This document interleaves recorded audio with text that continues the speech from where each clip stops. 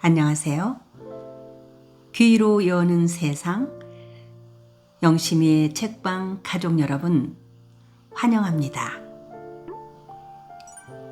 오늘의 작품은 문순태 작가의 타오르는 강, 함께 감상하시겠습니다. 타오르는 강, 문순태 제4부 쾌항.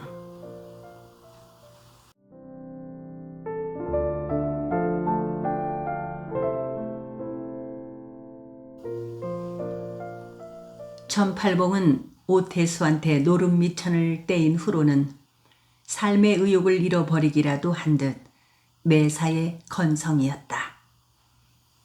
며칠 동안 오태수를 잡아 태지를 쳐서라도 떼인 돈을 받아내겠다고 재물포 바닥을 두더지 땅 뒤집듯 하더니 끝내 오태수를 찾지 못하고 떼인 돈 타령만 했다. 얼핏 듣기로 재물포 투전판에서 쫄딱 망한 오태수는 한성의 진곡의 어디선가 상여도가에 숨어 있으면서 다시 미천을 준비하고 있다고도 하였다. 풍문으로 오태수 행방을 가늠한 천팔봉은 오래전부터 진국에로 그를 찾아가겠다고 노래처럼 되뇌이고만 있었다. 대부리 형님, 소문을 못 맺겠으면 직접 순영이를 찾아가서 단판을 지시오 그래요. 천팔봉은 귀찮은 듯 말했다. 순영이를 찾아가라고? 그렇다니까요. 순영이가 댕긴다는 여학교를 찾아가서 하야시하고 여차여차한 일이 있었다는디 그것이 사실이냐 아니냐고 따져갖고 물어보면 될 일이 아니오. 형님이 가겠다면 나도 따라가겠슈. 내가 뭐 땜시 순영이를 찾아간단가? 나도 어차피 오태수 만나서 떼인 돈을 받아야 할 게 아니오. 진국에 상여도가 있다는 그 말을 믿는 겐가? 거기서 봤다는 사람이 있어다. 그렇지만은 대부리는 확실하게 태도를 밝히지 않았다. 그런 일로 자기와 혼인 약속을 한 사이도 아닌 순영이를 찾아가서 진부를 가리고 싶지가 않았다. 다른 일이라면 몰라도 하야시와의 소문을 따지기 위해 그녀를 찾아갈 수는 없는 일이었다. 또 어쩌면 떠도는 소문이 사실일 수도 있지 않겠느냐는 생각이 들기도 하였다. 그날 저녁 나절에 대부리는 세관청의 역관 임주사한테 곧 목포가 개항될 것이라는 말을 들었다. 목포가 개항된다는 이야기에 대부리의 마음이 조리질하듯 설레기 시작했다. 순영이가 재물포를 떠난 이유가 하야시 때문이었다는 것을 알게 된 대부리는 마치 자신이 여러 사람들 보는 앞에서 오줌 바가지를 뒤집어 쓴 것처럼 거무죽죽한 기분이 되었다. 비록 그가 순영이를 아내로 맞을 만큼 찐덕진 정분을 느끼지는 못했을 망정 마음속으로는 온누이의 정 같은 것을 가지고 있었던 것이었다.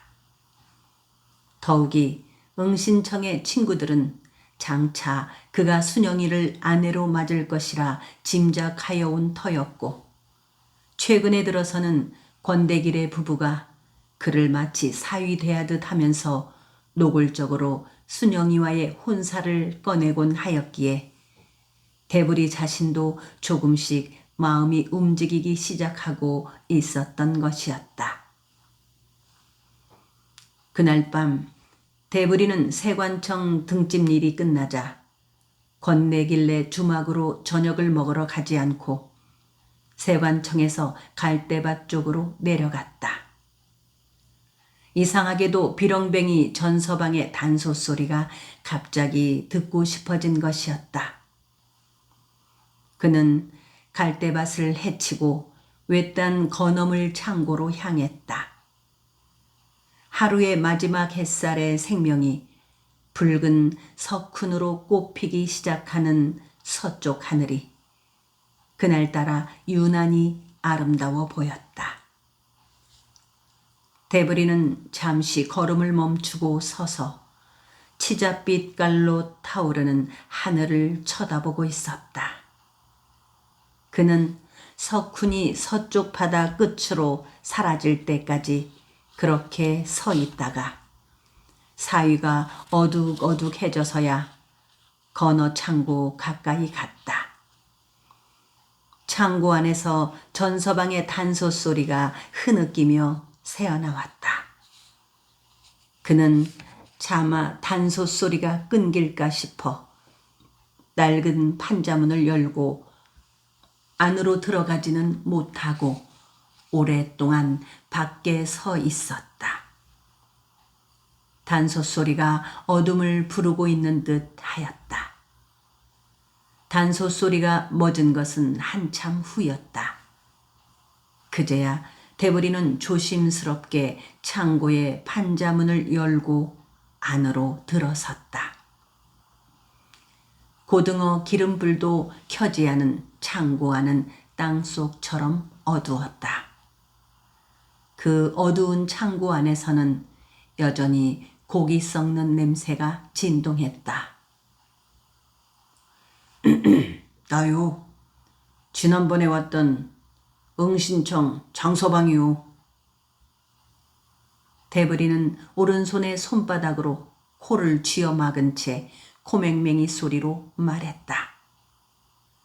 단소장이 전서방한테서는 아무런 반응도 없었다. 저녁 농량도 안 나가고 무엇이오? 대부리가 코에서 손을 떼며 다시 입을 열었다. 그제야 차라리 굶어 죽고 싶소 하고 꺼져가는 듯한 목소리로 단소장이 전서방이 겨우 대답을 했다. 대부리는 그의 기운 없는 목소리로 미루어 전서방의 몸이 성하지가 않다는 것을 짐작할 수가 있었다. 그 같은 생각에 대부리는 부시를 쳐서 고등어 기름에 꽂아놓은 심지에 불을 붙였다. 심지불이 후드득거리며 타오르자 창고 안이 희끄무레하게 밝아왔다. 전서방은 창고 구석 집자리 위에 단소를 쥔 채 반듯하게 누워 있었다. 그의 금지 오겹 같은 어린 상전의 모습은 보이지 않았다. 얼굴에 병자의 기색이 완연했다. 양볼이 움푹 들어가고 눈이 휑하게 깊어졌으며 빛이 죽어 있었다. 어디 아픈 게요? 아니, 언제부터 아팠소? 대부리가 전서방의 머리맡에 앉으며 물었다. 그는 대답을 하지 않았다. 대부리는 전서방의 이마를 짚어보았다. 신혈은 없는 듯 하였다. 어찌 된 거요? 대부리가 물었으나 전서방은 여전히 대답을 하지 않은 채 지그시 눈을 감아버렸다. 그의 얼굴은 모든 것이 귀찮다는 듯한 표정이었다. 참, 그 보추떼기 없는 꼬맹이 상전은 어디 갔소? 대부리가 다시 묻자 눈을 감고 서리 맞은 능구렁이처럼 느른하게 모루 누워있던 전서방이 불침을 맞기라도 한 듯 퍼뜩 일어나 앉으며 송곳같이 날카로운 눈으로 무섭게 쏘아보는 것이었다. 뭐 보추떼기 없는 뭐라고? 전서방이 갑자기 퍼르르 성깔을 돋우며 대드는 바람에 대부리는 너무 놀라고 이상하게 생각이 되어 아무 말도 못하고 겁에 질린 눈빛만을 번뜩일 뿐이었다. 아니 왜 그러? 왜 그렇게 성질을 내고 그러시오? 대부리는 어처구니가 없다는 말투로 퉁겨댔다. 그러자 전서방은 다시 나무찜을 부리듯 바그르르 집자리 위로 허물어지고 말았다. 우리 도련님은 이 세상 사람이 아니오. 다시 들어누운 전서방이 눈을 감은 채 신음을 토해내듯 목소리를 쥐어짰다. 아니, 그것이 무슨 말이오? 전서방의 상전이 죽었단 말이오? 도대체 어찌 된 겐지 말이나 좀 해보시오. 그제야 대부리는 전서방이 기력을 잃어버린 이유를 헤아릴 수가 있을 것 같았다. 대부리가 전서방에게 바투 다가앉아 자꾸 캐물어서야 그는 그의 어린 상전이 죽게 된 경위를 고통스럽게 털어놓았다. 그의 어린 상전이 죽은 것은 사흘 전의 일이었다. 낮에 점심 동량을 해 가지고 와 보니 어린 상전이 보이지 않았다. 선창거리며 화독고개 그리고 새로 마을이 들어서고 있는 쇳불고개까지 샅샅이 뒤져보았으나 그의 어린 상전은 보이지 않았다. 그는 해질 무렵에야 바닷가에서 어린 상전의 시체를 발견했다. 우리 도련님께서 난데없이 용궁 이야기를 하더만요. 우리 도련님 말로는 바다 밑에 들어가면 필시 용왕님이 사시는 용궁이 있을 것이라는 것이었어요. 나는 도련님 말씀에 그럴 것이라고 맞장구를 쳐주면서 심청이 이야기를 해주었세다. 도련님이 집에 가고 싶다고 하십대다. 우리 도련님이 집에 가시고 싶다고 우셨다오. 그래서 내가 단소를 불어주었더니 잠이 드셨다오. 그런데 전서방은 말을 잇지 못하고 눈물을 훌쩍거렸다. 나는 이제 돌아갈 수도 없게 되었세다. 도련님을 죽게 하고 어찌 나 혼자 돌아갈 수가 있겠소. 나는 죽고 싶은 생각뿐이라오. 아이고, 불쌍한 우리 도련님.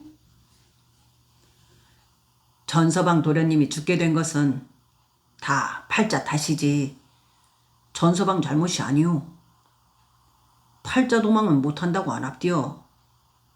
그러니 이렇게 심화 끓일 것 못 되는구만요. 이러지 말고 어서 기운을 차리시오. 도련님 팔자는 도련님 팔자고 전서방 팔자는 전서방 팔자가 아니오. 대부리는 전서방을 살살 달래보았다. 아이고, 도련님을 죽게 오고는 어찌 집에 돌아갈 수가 있겠소. 그럼 집에 돌아가지 않으면 될 거 아니오. 우리 처자식은 어찌오고.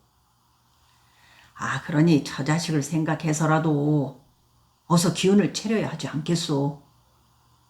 전서방은 처자식이 보고 싶지도 않소. 처자식을 다시 만나보고 싶다면 어서 기운을 차리시오. 어찌 내가 처자식을 만날 수가 있겠소. 집에 돌아갈 수가 없는데도. 내가 전서방 처자식을 데려오겠소. 내 말 못 믿겠소? 처자식을 여기로 데려와 같이 살면 될 거 아니겠소? 자, 처자식을 생각해서라도 기운을 차리시오. 그러면서 대부리는 서둘러 밖으로 나갔다.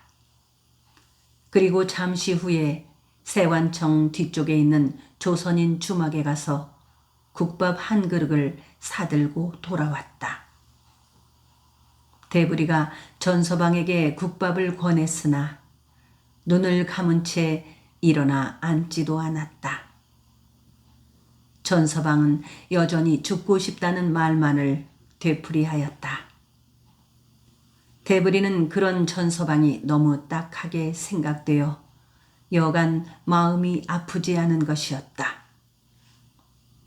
그를 처음 만났을 때는 전서방의 그 어린 상전을 정성스럽게 섬기는 마음에 우라까지 치밀까지 했었는데 지금은 그의 딱한 처지에 동정심을 느끼지 않을 수가 없었다. 자, 저 자식을 다시 보고 싶으면 이것을 먹으시오. 묵고 기운을 차리고 식술과 함께 살 궁리를 하시오. 전서방이 원하기만 한다면 우리 응신청에 가서 세관청 등진꾼으로 나랑 일을 할 수 있게 도와주겠소. 대부리는 그렇게 말하고 창고에서 나와버렸다. 그리고 선창거리를 한 바퀴 휘 돌아 다시 가보았더니 전서방은 대부리가 사다 준 국밥을 먹고 있었다. 잘 생각했소. 내가 기어코 전서방의 처자를 역으로 데려올 터이니 아무 걱정 마시오. 오늘은 그만 푹 자고 내일부터는 나랑 응신청으로 갑세다.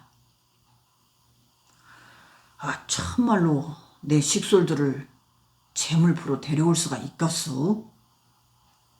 장서방이 어떻게 그런 일을? 전서방이 숟갈을 놓으며 물었다. 그는 대부리의 말에 반신반의하는 듯한 눈치였다. 그런 걱정은 마시오.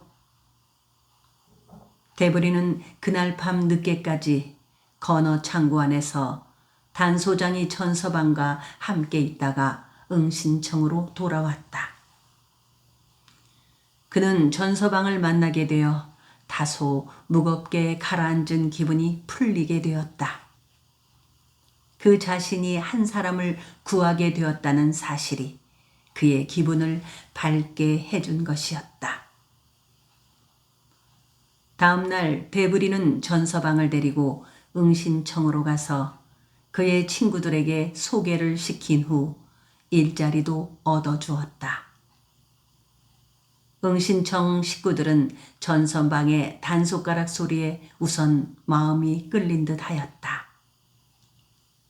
대부리는 전서방의 단소 소리를 들을 때마다 영산강의 바람소리 생각났다. 그는 요즘아 고향 생각이 간절하여 문득문득 깊은 생각에 잠기곤 하였다. 갑자기 목포로 내려가고 싶었다. 목포에 가면 옛날에 헤어진 친구들도 만나볼 수가 있을 터이고 새끼네 소식도 들을 수가 있을 것이었다. 하야시가 세관청으로 옮겨온 뒤부터 대부리는 쫓기는 사람처럼 늘 초조해졌다. 대부리는 무엇보다도 하야시와 얼굴을 마주치기가 싫어서 되도록 그의 눈에 띄지 않게 하기 위해 몸을 조그맣게 웅크렸다. 따라서 마음도 졸아들었다. 그런데 얼마 후 하필이면 하야시가 세관청 창고 관리 책임을 맡게 되었다. 창고 관리 책임자라면 인부들을 부리는 자리인 것이다. 하야시는 시공서 순사를 그만두었으면서도 여전히 방망이를 옆구리에 차고 목을 빳빳하게 세운 채 두 어깨를 흔들며 쇠톱질하는 목소리로 인부들을 부렸다. 하야시가 창고 관리 책임자로 옮겨온 날 대부리는 아무래도 세관청 인부 노릇을 그만두어야 할 때가 온 것 같은 생각이 들었다. 아무리 이쪽에서 그의 눈을 피해 열심히 일을 할지라도 하야시가 대부리를 가만 놓아둘 것 같지가 않았기 때문이다. 용케도 한 열흘 동안은 서로 마주치는 일이 없어 아무 탈도 생기지 않았다. 그러던 어느 날 아침이었다. 세관청 인부들은 아침부터 선창에 나가서 일본에서 들어온 화륜선이 싣고 온 화물 중에서 세관청 창고에 보관해야 할 것들을 옮기고 있었다. 무엇이 들었는지 쇳덩이처럼 무거운 나무 상자들을 허리가 휘도록 걸머지고 선창에서 세관청 창고까지 옮기고 있는데 하야시가 얘의 그 살개 웃음을 만면에 뒤발질하여 대부리의 앞을 막아섰다. 대부리는 그때 나무 상자를 창고 안에 들여넣고 나오면서 허리춤에서 무명수건을 꺼내 땀을 닦으며 선창으로 가고 있던 참이었다. 여, 장대부리 아니무니까? 하야시는 두 팔을 허리에 짚고 빳빳하게 서서 대부리가 가까이 오기를 기다렸다가 입을 열었다. 대부리는 하야시 앞을 그냥 지나치려고 하였다. 그러자 하야시가 손으로 대부리의 가슴을 쿡 찌르며 가로막았다.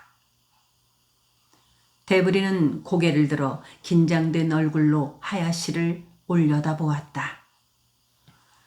참, 여기서 만나게 될 줄은 몰랐으문이다. 하야시가 대부리를 붙들어 세워놓고 고양이 쥐 놀리듯 하는 것을 본 인부들이 그 앞을 지날 때 흘끔흘끔 대부리의 얼굴을 훔쳐보았다. 저 지금 바쁩니다요. 짐을 날라야지요. 대부리는 되도록이면 침착하게 위에 목소리를 가라앉히며 말했다. 아, 걱정이 너무 있어. 책임자는 나요. 하야시는 그러면서 마치 솔개가 병아리를 채갈 때 하늘을 돌듯 대부리를 세워둔 채 팔을 옆구리에 짚고 천천히 돌았다. 대부리는 꼼짝 않고 서서 한산못이 구름 두어 가닥이 떠가는 하늘을 쳐다보고만 있었다. 대부리, 순영이노 소식 알고 있으니까? 잠시 후 돌기를 멈춘 하야시가 정색을 하고 물었다. 순영이노 소식이노 묻고 있지 않습니까? 갑자기 하야시가 언성을 높였다. 그건 왜 묻는 게요? 대부리가 퉁명스럽게 내쏘았다. 아, 왜노 묻느냐고 했으니까? 그것이야 순영이가 이 하야시의 여자이기 때문이요. 하야시는 비아냥거리는 투로 대답하면서 다시 대부리를 세워둔 채 돌기 시작했다. 순영이가 하야시 당신 여자라고요? 그렇습니다. 당신은 일본 사람입니다. 그리고 순영이는 그것은 상관이는 없소다. 그 여자는 이미 하야시의 여자가 되었으므니다. 내가 시공사를 그만둔 이유를 아시므니까? 내 말 못 믿겠으면 청요리집 흥하로에 가서 물어보면 알 것이므니다. 헤헤헤, 그 여자 아주 좋았으므니다. 순간 대부리는 몸을 돌려 찍어 삼킬 듯한 눈으로 하야시를 쏘아보았다. 그러나 하야시는 대부리가 더 흥분하기를 기다리는 듯 부채질을 해댔다. 그 여자 이 세상 어디를 가더라도 이 하야시를 잊지 못할 것입니다. 대부리는 세관청 인부 노릇을 그만두어야 할 시기가 눈앞에 다가왔음을 헤아렸다. 그리고 기왕에 그만둘 바에야 하야시를 그대로 놓아두지 않겠노라고 결심하였다. 그는 단숨에 하야시를 메어칠 듯한 무서운 눈으로 상대방을 노려보면서 이를 부드득 갈았다. 하야시는 그런 대부리의 모습이 가소롭다는 듯이 여전히 입 언저리에 살게 웃음을 가득 머금어 날리며 말을 계속했다. 조선 여자를 꺾는 법이 아주 간단하문이다. 그때 대부리의 오른손 주먹이 부르르 떨며 도끼처럼 무겁게 허공으로 솟았다. 누구인가 뒤에서 대부리의 팔을 잡는 사람이 있었다. 울부짖듯 소리치며 돌아다 보았더니 천팔봉이었다. 형님, 참으시오. 이렇게 해서는 큰일 납니다. 하야시는 형님이 이러기를 바라는 겁니다요. 오늘은 좋지가 않아요. 천팔봉이가 대부리의 귀에 대고 낮은 목소리로 말해주었다. 하하하하하. 하야시가 허공에 대고 깔깔대며 웃었다. 대부리는 손을 내리고 하늘을 쳐다보았다.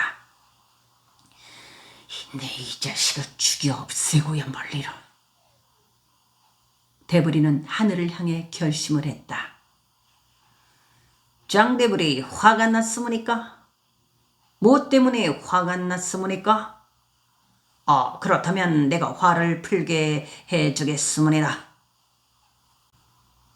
그러면서 하야시는 대부리를 데리고 세관청 창고 쪽으로 갔다. 이미 인부들은 선창에서 화물들을 창고에 다 옮겨놓고 옷을 털고 있었다. 창고 안에 있는 화물들을 모두 밖으로 꺼내시오. 다른 사람들은 쉬고 장대부리 혼자서 하시오. 하야시는 방망이를 빼어 허공에 휘저으며 큰 목소리로 말했다. 대부리는 창고 앞에 서 있었다. 인부들이 대부리를 보고 있었다. 빨리 하시오. 하야시가 방망이로 대부리의 아랫배를 가볍게 찌르며 말했다. 인부들이 숨을 죽였다. 대부리는 여전히 눈을 크게 뜨고 하늘만 쳐다보았다. 맛을 꾸물거려. 하야시의 벼락치는 듯한 다그침에 대부리는 손바닥에 침을 두어 번 뱉어 쓱쓱 비비며 창고 안으로 들어갔다. 대부리가 나무 상자를 메고 창고에서 나가자 하야시가 수양버드나무 그늘 밑에 서서 웃는 얼굴로 바라보고 있었다. 세관청의 많은 등짐꾼들도 햇볕 속에 서서 대부리를 보고 있었다.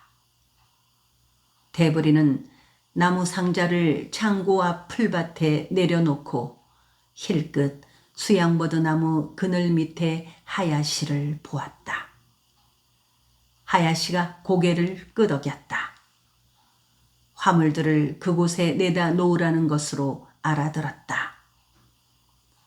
대부리는 다시 창고 안으로 들어가 나무 상자를 메고 나왔다.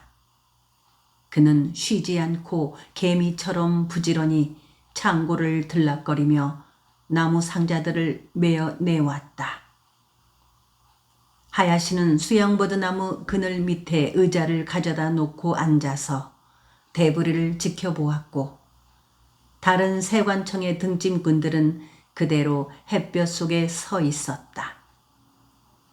창고에서 혼자 끙끙대며 화물들을 드러내는 대부리보다 햇볕 속에 꼼짝 않고 서 있는 세관청 등짐꾼들이 더 많은 땀을 흘렸다. 그들은 마치 대부리의 안타깝고 우라통 터지는 사역을 보다 못해 함께 짐을 나르지는 못할 형편이나 햇볕 속에 서서 땀이라도 흘려주려는 심산으로 그렇게 서 있었던 것이었다. 처음에 등짐꾼들 중에서 천팔봉이를 위시한 몇 사람이 하야시한테 일껏 창고 속에 넣은 화물들을 왜 다시 꺼내 놓아야만 하며 다시 드러내야 한다면 그들도 함께 거들어 주겠노라고 말을 했다가 호되게 욕을 얻어듣기만 했던 거였다. 등짐꾼들은 하야시가 개인 감정 때문에 대부리를 못살게 구는 것이라는 것을 알아차렸다. 그런 등짐꾼들인지라 대부리를 동정하지 않을 수가 없었다. 대부리는 잠시도 허리를 펴지 않고 계속 나무 상자를 창고 안에서 메어내왔다. 그는 지금 여기서 하야시한테 이기는 일은 지치지 않고 그가 시키는 일을 무엇이든지 거뜬하게 해치우는 것뿐이라는 것을 알고 있었다. 만일 그가 하야시가 시키는 일에 불만을 표시하고 맞선다든가 중도에 지쳐 일을 그만두게 된다면 하야시한테 지고 마는 것이라고 생각하고 있었다. 그러기에 대부리는 조금도 지쳐 보이지 않았다. 그는 분노의 울부짖음을 냉소로 바꾸었다. 대부리는 무거운 나무 상자를 창고 앞 풀밭에 내려놓고는 수양버들 나무 그늘에 앉아있는 하야시와 햇볕 속에 서 있는 동료 인부들을 향해 씩 웃어 보였다. 그는 나무 상자를 하나씩 메어 날라다 풀밭에 내려놓을 때마다 그렇게 웃어 보였다. 그런 대부리를 본 동료 인부들은 겁이 났다. 대부리가 필시 큰 일을 저지를 것만 같았기 때문이었다. 나무 상자를 메고 나와 풀밭에 내려놓으며 하야시를 바라다 보며 씩 웃는 그 웃음 속에 칼날보다 더 섬뜩한 증오가 이글거리고 있음을 보았기 때문이었다. 어쩌면 하야시도 대부리의 웃음 속에서 그것을 발견했는지도 모를 일이다. 그러나 하야시는 수양버드 나무 그늘 밑에 찌그러진 나무 의자를 갖다 놓고 앉아서 한가하게 담배 연기로 허공에 동그라미를 그리어 날리거나 코딱지를 떼어내고 있었다. 해가 세관 창고에서 바다 쪽으로 기울고 수양버드나무 그늘이 길쯤하게 늘어질 무렵 혼자서 100개가 넘는 나무 상자들을 모두 창고 앞 풀밭에 내다 놓은 대부리는 허리를 펴고 그 자리에 빳빳하게 서서 하야시를 보았다. 대부리의 눈에는 여전히 증오에 불타는 쓴 웃음이 가득 괴어 있었다. 화물들을 다 드러냈소까? 하야시가 나무 그늘에 앉은 채 대부리를 향해 큰 소리로 물었다. 대부리는 한동안 대답을 하지 않고 서 있다가 다 드러내 놓았소! 하고 당당하게 말했다. 그렇다면 다시 창고 안으로 옮겨 놓으시오. 하야시는 아무렇지도 않게 여전히 담배 연기로 동그라미를 만들어 허공에 날리며 말했다. 하야시의 말에 햇빛 속에 서 있던 인부들이 술렁거렸다. 대부리는 그렇게 할 것이라는 것을 미리 알고 있었던 터이라 조금도 놀라는 얼굴을 하지 않았다. 그는 되레 얼굴 가득히 미소를 머금어 보이기까지 하였다. 자, 빨리 시키는 대로 하시오. 하야시가 다시 다그치듯 말했다. 대부리는 풀밭 위에 내놓은 나무 상자를 메고 다시 창고 안으로 들어갔다. 그는 화물들을 창고 안에서 메어 내놓을 때처럼 쉬지 않고 다시 꺼내놓은 것들을 창고 안으로 메어 날랐다. 햇볕 속에 서 있던 동료 인부들이 술렁거리다가 이내 조용해졌다. 아무도 하야시의 행동에 대해서 불만을 표시하지 못했다. 대부리는 여전히 비수보다 더 날카로운 증오의 쓴웃음을 부걱부걱 눈과 입 가장자리에 피워내며 나무 상자들을 창고 안으로 날랐다. 등뼈가 휘는 것 같고 다리가 후들거렸지만 이빨을 웅둥 물고 참았다. 대부리는 등뼈가 휘일 듯 저릴 때마다 이마에 불도장이 찍힌 할아버지를 생각하였다. 벌겋게 단 불도장이 이마에 찍히는 순간의 아픔을 생각하며 참아냈다. 죽은 할아버지를 생각할 때마다 이상하게도 신비스러울 정도로 힘이 솟곤 하였다.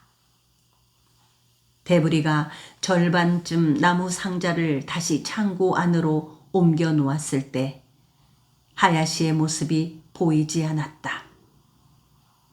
대부리가 나무 상자를 메고 창고 안으로 들어가는 순간 하야시가 수양버드 나무 밑에서 자리를 떠버린 것이었다. 수양버드 나무 밑에 찌그러진 나무 의자를 보며 대부리는 승리의 미소를 날렸다. 그는 어슬렁거리며 세관청 사무실로 들어가고 하야시의 등을 쏘아보며 계속 웃고 있었다. 하야시가 아무 말 없이 세관청 사무실로 들어가 버리자 여태껏 햇볕 속에 꼼짝 않고 서 있던 동료 인부들이 우르르 달려들어 나무 상자를 걸머졌다. 몇 사람은 대부리의 팔을 잡고 부축하기도 하였다. 그냥 두시오. 이 일은 나 혼자서 해야 합니다. 여러분들이 도와준 것을 하야시가 알면 다시 나한테 일을 시킬 것이오. 대부리가 동료들에 둘러싸여 큰 소리로 말했다. 이건 말도 안 돼요. 이럴 순 없소. 동료 인부들이 흥분을 했다. 고맙소. 하지만 이 일은 내가 해야 합니다. 그냥 내버려 두시오. 나 혼자 이것을 창고 안으로 옮겨놓고 나서 하야시를 만나러 가겠소. 우리 모두들 세관청장한테 가서 하야시가 한 일을 따집시다. 누구인가 다시 흥분을 참지 못하고 큰 소리를 질렀다. 안 돼요. 이 일은 내 일이오. 제발 여러분들은 구경이나 하시오. 대부리는 동료 인부들한테 그렇게 말하고 남은 상자들을 다시 창고 안으로 옮겨 놓는 일을 계속하였다. 인부들은 대부리가 부탁한 대로 구경만 하고 서 있었다.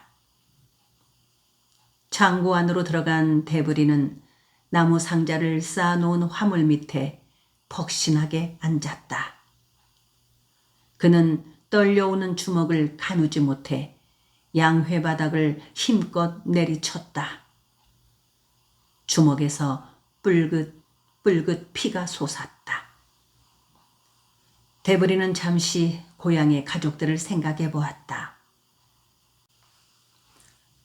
양진사의 종노릇을 하면서 단 한마디의 불평도 배웠지 않은 아버지와 안방마님이 시집을 올 때 한임으로 따라와서 자신보다 안방마님의 몸을 위해 살아온 어머니, 노비의 세습제가 풀리기 전에 양진사 댁에서 도망을 치다가 붙잡혀 마을 앞 늙은 팽나무에 묶여있던 웅보형의 얼굴이 하나하나 떠올랐다.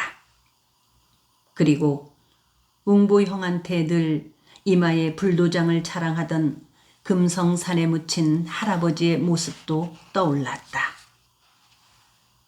어렸을 때 그는 그런 할아버지를 좋아하지 않았었다. 할아버지는 양진사 댁에서 3차례나 도망을 치려다가 붙잡혀 이마에 노자 불도장을 찍히게 되었다는데 대부리는 할아버지 이마에 찍힌 불도장이 창피하게만 생각되었었다. 그때 웅부형은 그렇지가 않았었다. 그의 형은 대부리와는 반대로 할아버지의 불도장을 좋아했었다. 그래서 언젠가 웅보형도 자기도 후에 어른이 되면 양진사 댁에서 도망을 치다가 붙잡혀 할아버지처럼 이마에 불도장을 찍히고 싶다고 말해 아버지한테 회초리로 피가 나게 얻어맞은 적이 있었다. 그때 대부리는 웅부형이 바보같이 생각되었었다. 할아버지 역시 그렇게 못나 보일 수가 없었다. 상전들이 시키는 대로 고분고분하기만 하면 배 두드려가며 잘 살 수 있는데 무엇 때문에 엉뚱한 생각을 하고 도망을 치려고 하는 것인지 이해할 수가 없었다.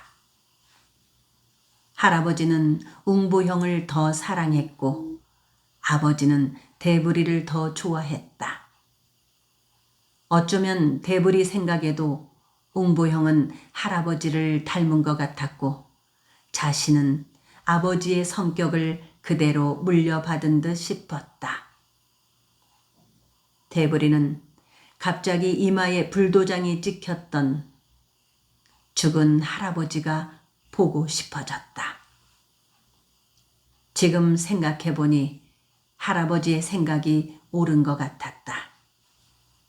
그것을 깨닫게 된 것은 이미 오래 전이었는지도 모른다. 영산포 좋은 창에 목대잡이 노릇을 하면서 가난한 산동네 사람들의 모습을 눈여겨 지켜보고 입벌이를 하려고 선창으로 몰려든 수많은 뜨내기 등짐꾼들이며 양반들의 짓누름 속에서도 자기 땅을 한 뼘이라도 장만하려고 버둥거리는 새끼네 사람들과 친해지기 시작하면서부터 할아버지와 웅부형의 생각이 옳다는 것을 알게 되었던 것 같다. 그리고 세곡선을 불지르고 세곡을 빼돌린 다음 엄청난 죄를 새끼네 사람들한테 덮어 씌우려는 양진사의 비리에 눈을 뜨고 영산포 선창거리를 휩쓸던 건달패 방석호와 함께 의기가 투합되어 세곡선을 불지르고 새끼네 사람들을 구한 뒤에 말바우 어미와 함께 장성 백암산의 기수선 동학문도에 들어가 경천 애인해야 함을 알고부터 더욱 할아버지의 생각이 옳다고 느껴졌었다. 또한 동학군으로 여러 곳에서 관군들과 싸우면서부터 두 발 벌리고도 사람 인자 하나 못 그리는 불도장 찍힌 할아버지가 임금님보다 더 큰 사람으로 느껴지기까지 하였다. 해를 두 개 겹쳐 놓은 것처럼 길고 긴 여름의 하루 낮이 기울기 시작할 무렵에야 나무 상자들을 창고 안으로 옮기기를 끝낸 대부리는 어둠이 깔리는 창고 앞 풀밭에 허물어지듯 주저앉고 말았다. 그제야 땀에 절인 육신이 진흙처럼 가라앉았다. 그때까지도 대부리를 지켜보고 서 있던 동료들이 다시 그를 애워쌌다. 그들은 저마다 하야시에게 욕을 한마디씩 튕겨댔고 대부리한테는 위로의 말을 해주었다. 저마다 대부리한테 위로의 술을 사겠노라고 하며 그를 부추겨 일으키려고 하였다. 그러나 대부리는 다시는 일어나지 않을 듯이 피에 젖은 재처럼 풀섭 위에 녹아내리고 있었다.